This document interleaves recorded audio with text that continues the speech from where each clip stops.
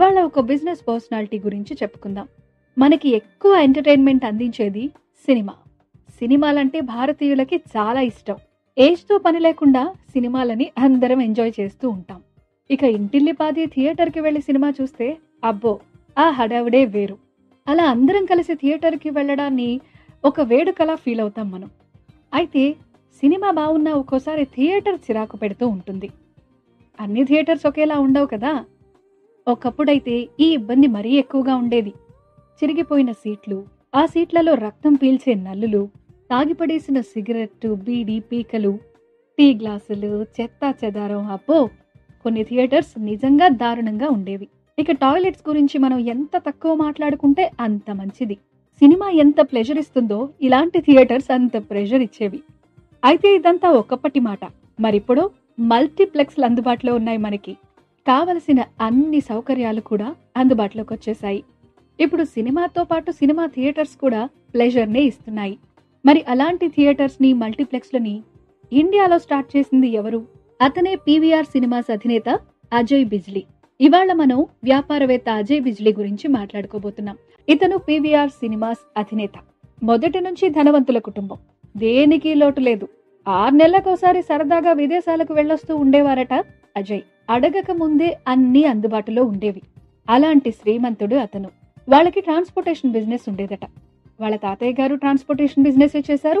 తర్వాత వాళ్ళ నాన్నగారు కూడా అదే బిజినెస్ ని సక్సెస్ఫుల్ గా రన్ చేస్తూ ఉండేవారు.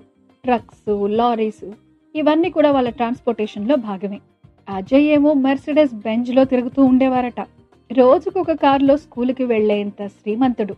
వీళ్లకే ఢిల్లీలో ఒక సినిమా హాల్ ఉండేదట. ఆ థియేటర్ పేరు ప్రియా థియేటర్. అజయ్ యంగ్స్టర్ గా ఉన్నప్పుడు కాస్త దూకుడుగా వ్యవహరించేవారట. ఎదుటి వాళ్ల పట్ల కొన్నిసార్లు దురుసుగా కూడా ప్రవర్తించేవారట.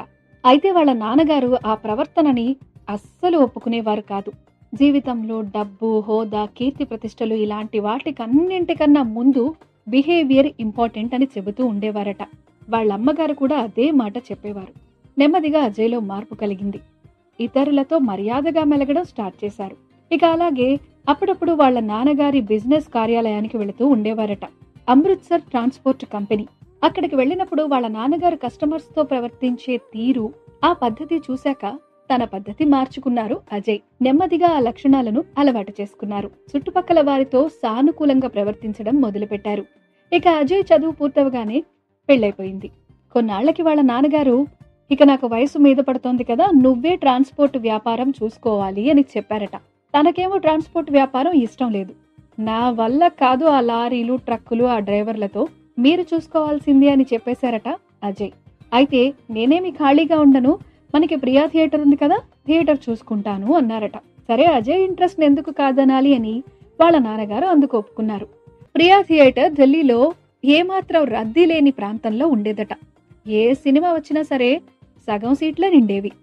సినిమా హాల్ అజయ్ చేతికొచ్చే నాటికి అక్కడున్న పరిస్థితులవి. ఆ చుట్టుపక్కల తెలుగు వాళ్ళు, కేరళైట్స్, తమిళియన్స్ ఉండేవారు. మరోవైపేమో బాగా డబ్బున్న కుటుంబాలు ఉండేవట. ఇంగ్లీష్ సినిమాస్ వేస్తే కనీసం థియేటర్ కి జనాలు ఎక్కువ మంది వస్తారు అని భావించారు అజయ్. అందుకోసం ఒక హాలీవుడ్ డిస్ట్రిబ్యూటర్ ని కలిశారట. అతను ముందు థియేటర్ ని చూడ్డానికి వచ్చారు. అప్పుడు జరిగిందొక సంఘటన. ఆ థియేటర్ గోడల మీద కిళ్ళి మరకలున్నాయి. సీట్లు సగం చిరిగిపోయున్నాయి. ఆ సీట్లలో నల్లులు కూడా ఎప్పటి నుంచో నివాసం ఉంటున్నాయి. వాటికి తోడు తాగిపడేసిన టీ గ్లాసులు, సిగరెట్ ముక్కలు. అప్పో ఆ థియేటర్ అధ్వాన్నంగా ఉంది. అదంతా చూశాక అతను చాలా నెగిటివ్ కామెంట్స్ చేశాడట. ఇదసలు థియేటరా, డంపింగ్ యార్డా, మళ్ళీ ఈ థియేటర్కి ఇంగ్లీష్ సినిమాలు కూడా అని కామెంట్ చేశారట. అంతే, అజయ్కి అది చాలా అవమానంగా అనిపించింది. పైగా అతను థియేటర్ దుస్థితి చూసి హాలీవుడ్ చిత్రాలు ఇవ్వను అని చెప్పి వెళ్ళిపోయారట. అప్పుడు డిసైడ్ చేసుకున్నారు అజయ్, థియేటర్ రూపురేఖలు మార్చేయాలి అని. ఢిల్లీలో చాణక్య థియేటర్ అని ఓ థియేటర్ ఉండేదట. ఇండియా గేట్ కి చాలా దగ్గరలో ఉండేదట ఆ థియేటర్. ఢిల్లీలో కళకళ్లాడే థియేటర్ ఏదైనా ఉంది అంటే అదొక్కటే. అలా మార్చేయాలి తన థియేటర్ని అనుకున్నారు. కాలం కలిసొస్తే చాణక్య థియేటర్ ని కొనుక్కోవాలని కూడా భావించారట. ఇక అక్కడి నుంచి అసలు ప్రయాణం మొదలైంది. ప్రియా థియేటర్ రూపురేఖలు మార్చేయాలి, జనాలొచ్చేలా చేయాలి. తనకి అవగాహన రావడానికి బాంబేకి వెళ్లి రకరకాల థియేటర్స్ ని గమనించడం మొదలుపెట్టారు. ఒక అవగాహనకి వచ్చాక ఇంటికొచ్చి వాళ్ళ నాన్నగారిని 35 లక్షల రూపాయలు అడిగారట. మన సినిమా హాల్ ని రీమోడలింగ్ చేయాలనుకుంటున్నాను నాన్న అని చెప్పారట. వాళ్ళ నాన్నగారు అజయ్కి సహకరించారు. సరిగ్గా సంవత్సరం తర్వాత ప్రియా థియేటర్ రూపురేఖలు మారిపోయాయి. చైర్స్ మారాయి, ప్రొజెక్టర్ మారింది, కార్పెట్స్ మారాయి, టాయిలెట్స్ రూపురేఖలు కూడా మారిపోయాయి. అండ్ మొట్టమొదటిసారిగా డాల్బీ సౌండ్ సిస్టమ్ కూడా వచ్చేసింది. సిబ్బంది యూనిఫామ్ వేసుకున్నారు. ఇక థియేటర్కి వచ్చిన వాళ్ళు వావ్ అనకుండా ఉండలేకపోయారు. డిస్ట్రిబ్యూటర్స్ నుంచి కూడా ప్రశంసలు అందాయి. హాలీవుడ్ సినిమాలు వచ్చి పడ్డాయి. ప్రేక్షకుల సంఖ్య కూడా పెరిగింది. అంతా సూపర్ సక్సెస్ అనుకున్న టైంలో వాళ్ళ నాన్నగారు చనిపోయారు. ఇక ట్రాన్స్పోర్ట్ వ్యాపారం చూడక తప్పలేదు. అటు ట్రాన్స్పోర్ట్ వ్యాపారం, ఇటు థియేటర్, రెండు పనులని చక్కబెట్టే ప్రయత్నం చేశారు అజయ్. ఒక్కోసారి సిబ్బంది రాకపోతే థియేటర్ కౌంటర్లో కూర్చొని టికెట్స్ కూడా అమ్మేవారట. ఆయన పనిలో ఆయన భార్య కూడా ఎంతగానో సహకరించేవారు. ఇద్దరూ కలిసి సినిమా పోస్టర్లు డిజైన్ చేసిన రోజులు కూడా ఉన్నాయట. ఫైనల్లీ ప్రియా థియేటర్ అయితే సక్సెస్ఫుల్ గా రన్ అవుతూ వచ్చింది. అంతా సక్సెస్ఫుల్ గా హ్యాపీగా రన్ అయితే చెప్పుకునేదేముంటుంది. సరిగ్గా అప్పుడే జరిగింది ఓ సంఘటన. Fire accident. తన కంపెనీకి చెందిన రవాణా ట్రక్కులన్నీ కాలిపోయాయి. ఎంత నష్టం వాటిల్లిందో లెక్కేసుకోవడానికే భయపడ్డారు అజయ్. ఏం చేయాలో తోచలేదు. కొన్నాళ్లు బాధలోనే ఉన్నారు. ఆ తర్వాత ఆలోచించడం మొదలుపెట్టారు. ఇక ఆ ట్రాన్స్పోర్టేషన్ బిజినెస్ వదిలేసి సినిమా హాల్స్ మీదే దృష్టి పెడితే ఎలా ఉంటుంది అనుకున్నారు. మరికొన్ని సినిమా హాల్స్ కొని వాటిని డెవలప్ చేయాలని డిసైడ్ అయ్యారు. సరాసరి వాళ్ళ అమ్మగారి దగ్గరకు వెళ్లి తన ఆలోచనను చెప్పారు. అమ్మ అంగీకారంతో తన కొత్త వ్యాపారానికి తొలి అడుగు వేశారు. ఫస్ట్ అమెరికాకు వెళ్లి అక్కడ మల్టీప్లెక్స్ల గురించి అధ్యయనం చేయడం మొదలుపెట్టారు.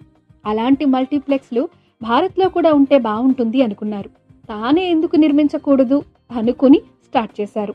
అప్పట్లో అమెరికా, ఆస్ట్రేలియాల్లో ఈ మల్టీప్లెక్స్ కాన్సెప్ట్ చాలా సక్సెస్ అయింది. ఆ సక్సెస్ ఫార్ములానే ఇండియాకి తీసుకురావాలనుకున్నారు అజయ్ బిజ్లీ. ఆస్ట్రేలియా వెళ్లారు. అక్కడ విలేజ్ రోడ్ షోకు మల్టీప్లెక్స్ సినిమా హాళ్ల నిర్వహణలో మంచి పేరుంది. వెంటనే వెళ్లి విలేజ్ రోడ్ షో సంస్థ ప్రతినిధులను కలిశారు. తను భారత్లో మల్టీప్లెక్స్లను స్టార్ట్ చేయాలని అనుకున్నట్లు చెప్పారు. సో ఫైనల్లీ ఆ కంపెనీకి అజయ్కి మధ్య ఒప్పందం కుదిరింది. 60% అజయ్ది, 40% విలేజ్ రోడ్ షో వాళ్ళది. అలా ఫస్ట్ మల్టీప్లెక్స్ పీవీఆర్ సినిమాస్ ఢిల్లీలో అడుగుపెట్టింది. పీవీఆర్ సినిమాస్ అంటే Priya village road show cinemas అన్నమాట.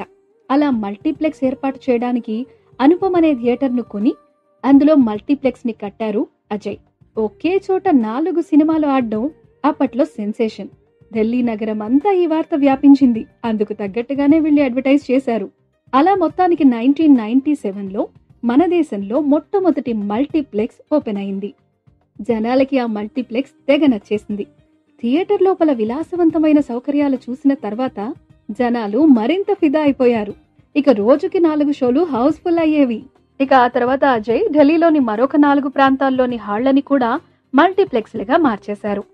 షాపింగ్, ఈటింగ్, ఎంటర్టైన్మెంట్ ఈ 3 ఒకే చోట లభించే ప్రదేశాన్ని ప్రజలు మరింత ఇష్టపడడం గమనించి అలా డెవలప్ చేసుకుంటూ వెళ్లారు.